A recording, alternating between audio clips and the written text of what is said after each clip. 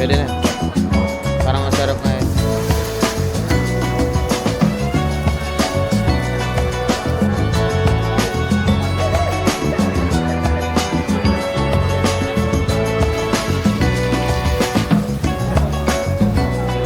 Yan yun eh, yung ay, Pinoy ano yan.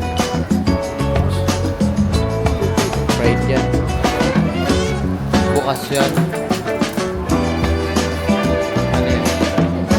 Ano yan? Tapo.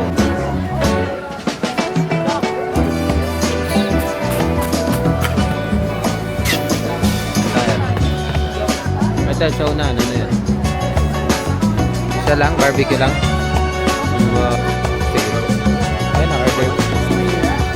Yung mga ano,